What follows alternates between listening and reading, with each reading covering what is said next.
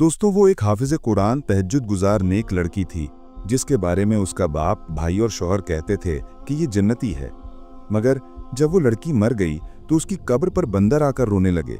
कभी वो बंदर उसकी कब्र को अपने पंजों से खुरचते तो कभी आसमान की तरफ मुंह करके चीखते, कभी कभार अजीब सी आवाजें निकालते। आखिर वो बंदर उस हाफिज़े कुरान लड़की की कब्र पर आकर ये अजीबोगरीब हरकतें क्यों करते?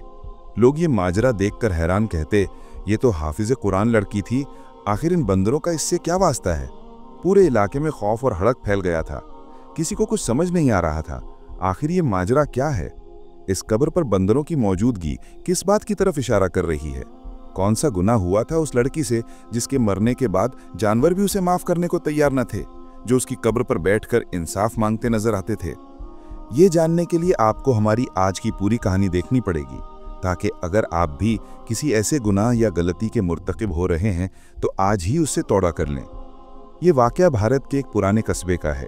उस कस्बे में रुखसाना बेगम नामी एक औरत अपने बेटे आदिल के साथ रहती थी। रुखसाना एक बहुत बड़े जमींदार घराने से ताल्लुक़ रखती थी।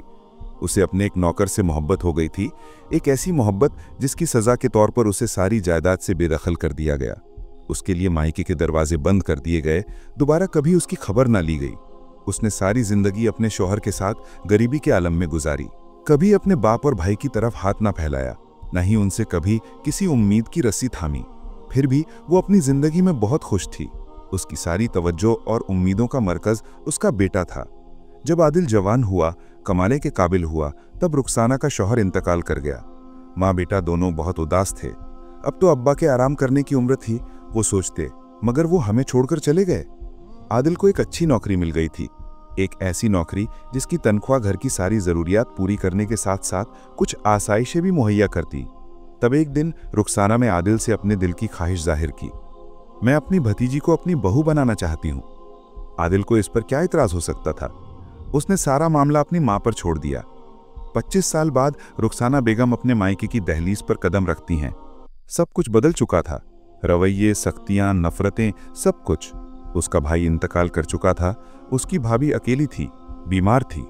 आमीना उनकी इकलौती बेटी, सारी जायदाद की वाहिद वारिस थी। जब रुखसाना ने अपने बेटे के लिए हाथ फैलाया तो भाभी ने बिना सोचे हाँ कर दी। यूं आमीना दुल्हन बनकर आदिल की जिंदगी में आ गई। आमीना वाकई एक नेक लड़की थी, बाप की आंखों की ठंडक, माँ के दिल का सुकून। शादी के सिर्फ 1 महीने बाद उसकी माँ का इंतकाल हो गया। वो हर वक्त अपनी माँ को याद करती, रोती रहती। आदिल आमीना से बेपनाह मोहब्बत करता था। वो एक ऐसी औरत थी जो सब्र करती, शुक्र अदा करती, ना गुरूर जानती थी ना घमंड। नौकरों के साथ भी उसका बर्ताव नर्म और नाजुक था। शादी को अभी 4 महीने ही हुए थे कि आदिल के दफ्तर वालों ने उसे 1 साल के लिए दूसरे मुल्क भेज दिया। आदिल इनकार करना चाहता था, मगर माँ के समझाने पर वो मान गया। आखिर वो ये नौकरी हाथ से गंवाना भी तो नहीं चाहता था। आदिल को बाहर गए हुए अभी 1 महीना ही हुआ था कि एक दिन उसकी माँ ने रोते हुए फ़ोन पर एक ऐसी खबर दी जैसे उसके सर पर बम फट गया। तुम्हारी बीवी का इंतकाल हो गया है, तुम्हारे आने से पहले ही मैंने उसे दफन कर दिया है। आदिल के कानों पर यकीन ना आया। क्या? वो रोते हुए बोला, माँ, मेरी बीवी मर गई और तुमने मुझे बताया तक नहीं। रुखसाना बेगम ने सिसकियों के दरमियान कहा, अरे बेटा, जाने वाला चला गया, तुम्हें तकलीफ देने का क्या फ़ायदा? तुम्हारे आने से क्या वो वापस लौटा की? मगर आदिल के दिल को चैन न था। उसने फौरन छुट्टी की दरख्वास्त की, अपने बॉस को सब कुछ बताया। बॉस ने समझाया, जो होना था हो गया, तुम अपनी नौकरी को खतरे में डाल रहे हो। मगर आदिल के लिए कोई बात फर्क न रखती थी। उसकी दुनिया लुट चुकी थी। सब कुछ दांव पर लगाकर वो वापस आ गया। जब वो अपनी माँ के सामने खड़ा हुआ तो रुखसाना बेगम की आंखें हैरत से फटी रह गईं। अरे बेटा, तुम कब आए और क्यों? तुम्हें क्या जरूरत थी अपनी नौकरी को खतरे में डालने की?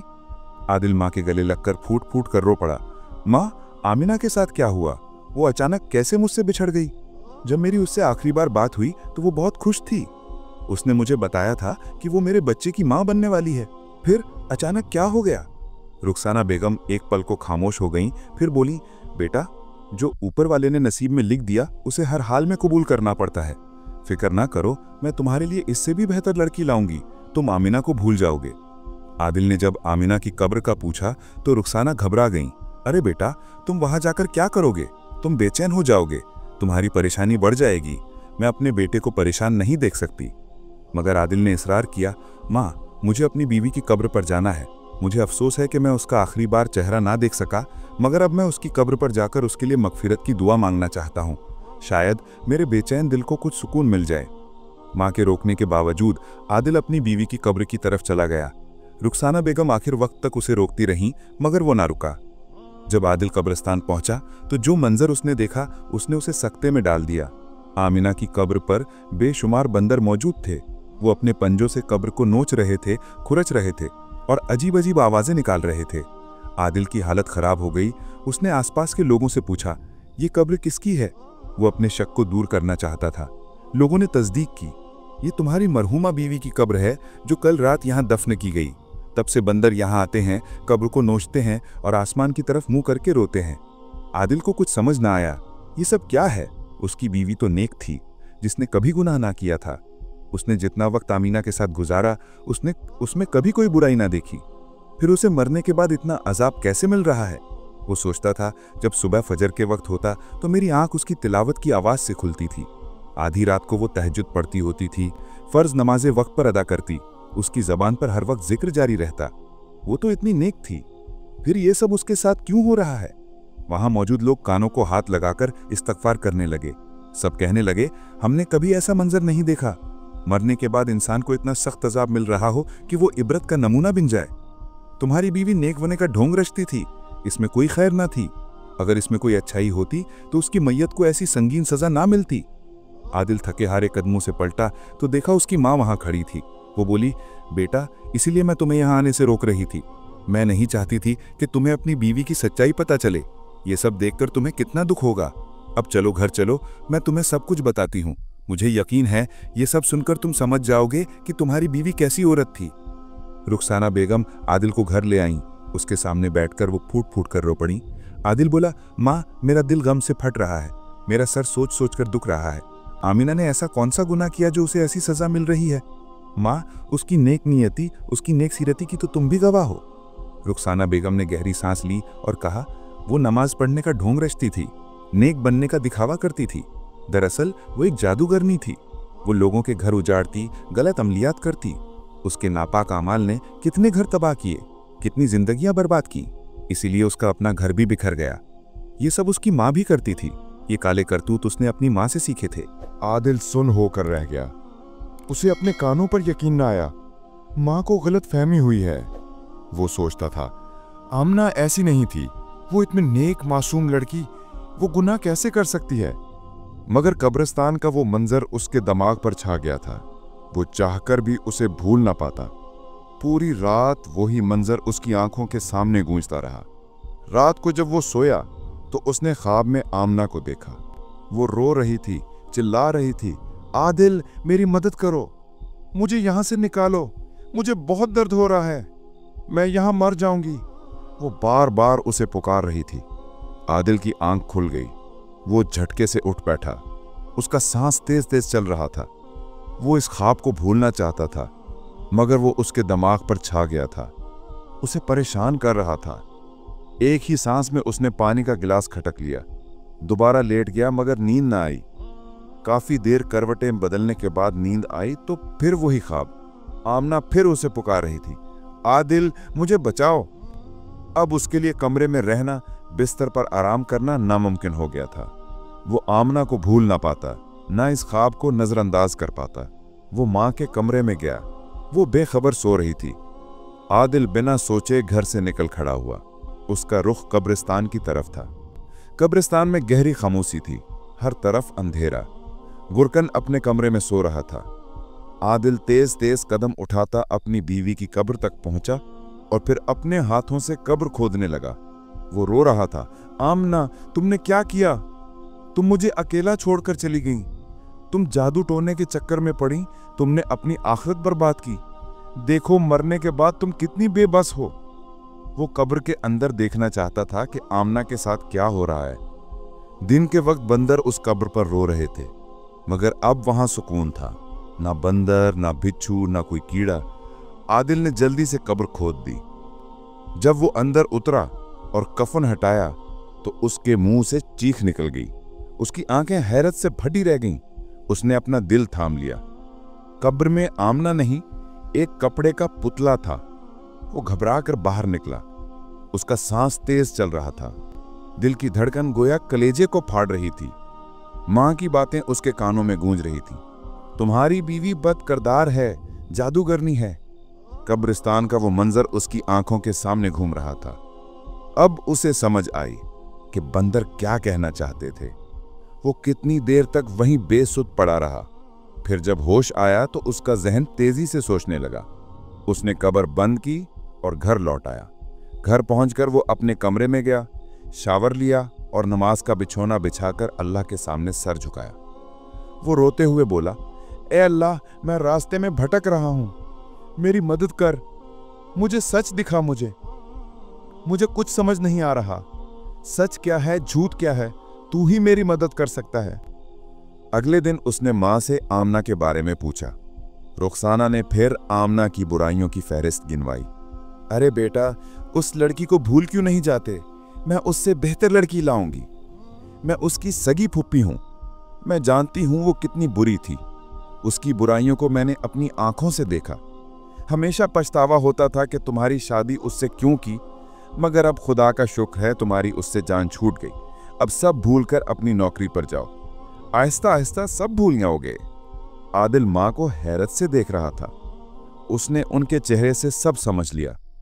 दुख की एक लहर ने उसे अपने आगोश में ले लिया। वो खामोशी से उठकर चला गया। आदिल ने सच तक पहुंचने की पूरी कोशिश की। वो आमना के घर गया। घर पर ताले लगे थे। उसने मोहल्ले वालों से पूछा तो एक शख्स ने उसे आमना के मामू के वकील का नंबर दिया। वकील से बात की, मगर कोई खास मालूमात न मिली। वो घर लौट आया। अब वो अपनी मां की एक एक हरकत पर नजर रखता था। वो कहाँ जाती हैं, क्या करती हैं, आदिल सब जानता था। रुखसाना बेगम बेखबर थीं कि उनका बेटा उन पर शक कर रहा है। आमना की मौत के चंद दिन बाद ही रुखसाना ने आदिल के लिए नई लड़कियां देखना शुरू कर दी। आदिल ने मना किया, समझाया, मगर वो बोली, बेटा, मैं तुम्हें दुखी नहीं देख सकती। जब तक तुम्हारी दूसरी शादी ना हो तुम आमिना को भूल ना पाओगे। तुम्हें ऐसे देखना मेरे लिए मरने के बराबर है। आदिल ने सारा मामला उन पर छोड़ दिया।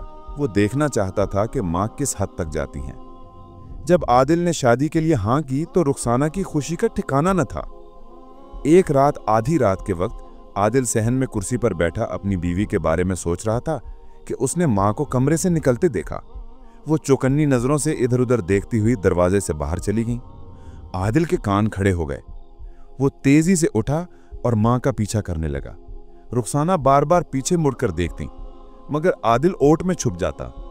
उसे यकीन हो गया था कि आज वो सच जान लेगा। रुखसाना आमिना के घर के करीब पहुंच गई। आदिल का शक यकीन में बदल गया। उसका दिल आंसू बहा रहा था। वो दुआ कर रहा था कि ए अल्लाह, जो मैं सोच रहा हूं वो गलत हो, मुझे इस कड़वी हकीकत से न मिलना पड़े।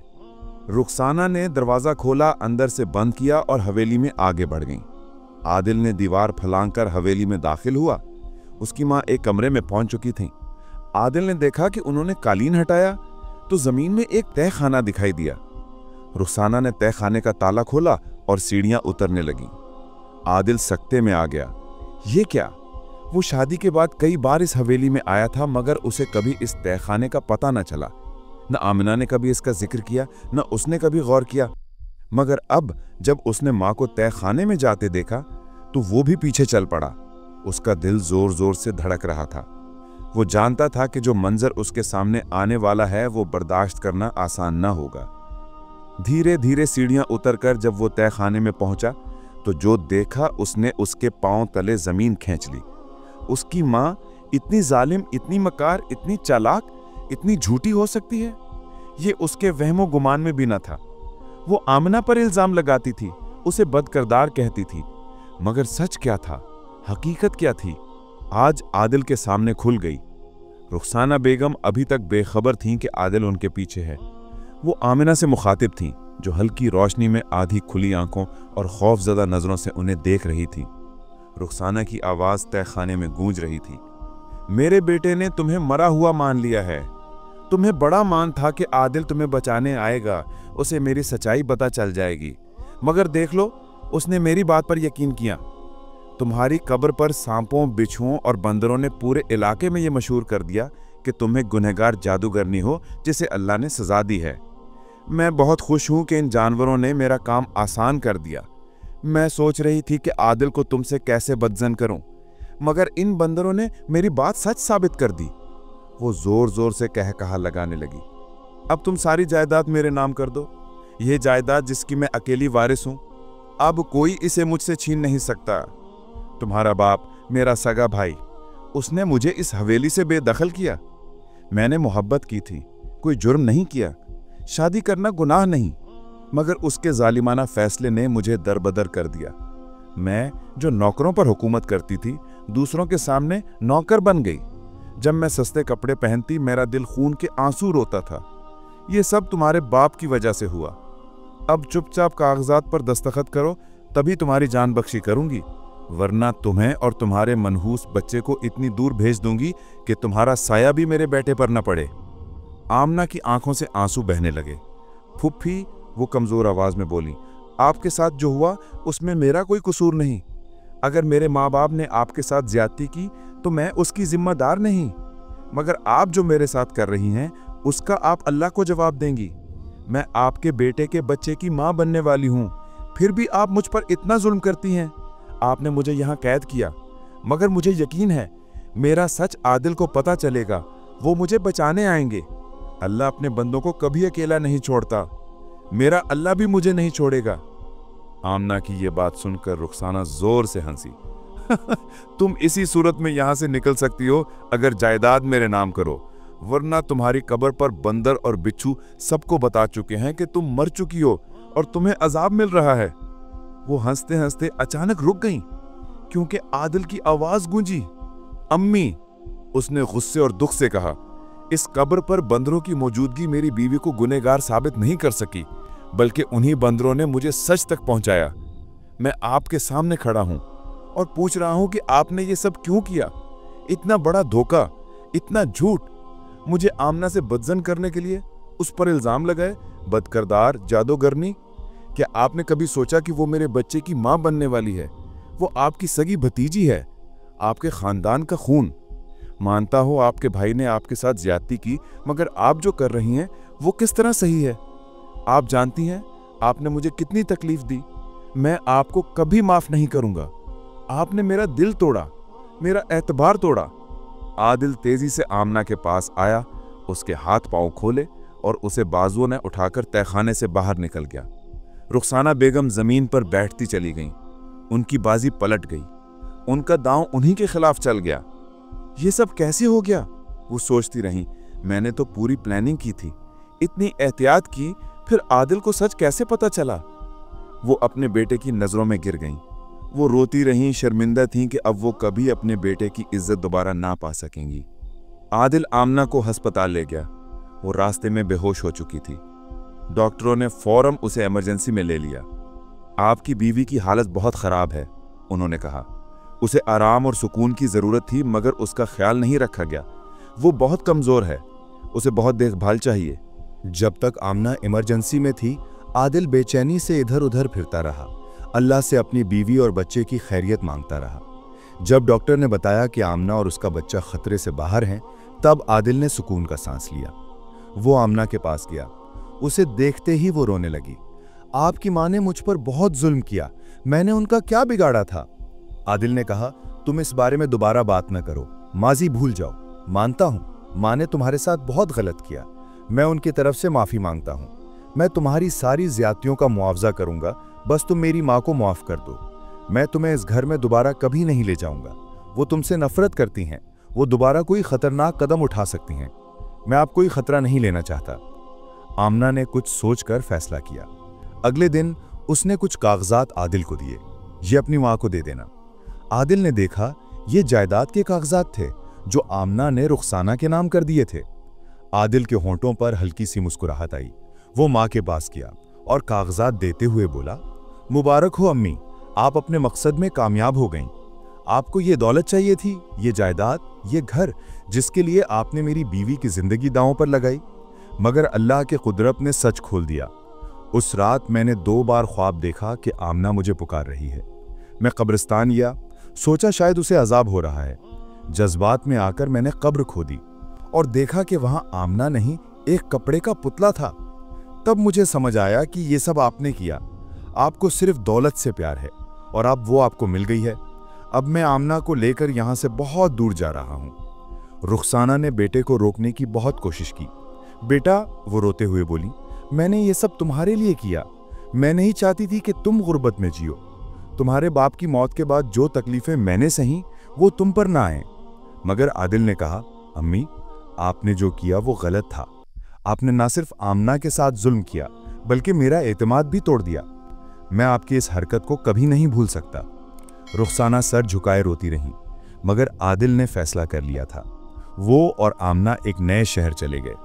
वहां उन्होंने मोहब्बत और एतमाद के साथ एक खुशहाल जिंदगी शुरू की। आमना ने जल्द ही एक सेहतमंद बच्चे को जन्म दिया और आदिल ने मेहनत से नई नौकरी हासिल की।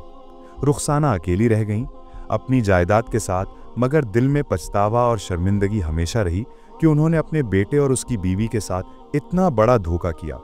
इस कहानी से हमें सबक मिलता है कि हिर्स और लालच इंसान को अंधा कर देता है और वो अपनों पर भी जुल्म कर बैठता है। सच हमेशा सामने आता है और झूठ की इमारत कभी देरपा नहीं होती। नेकी, ईमानदारी और मोहब्बत के रास्ते पर चलना ही जिंदगी की सबसे बड़ी कामयाबी है।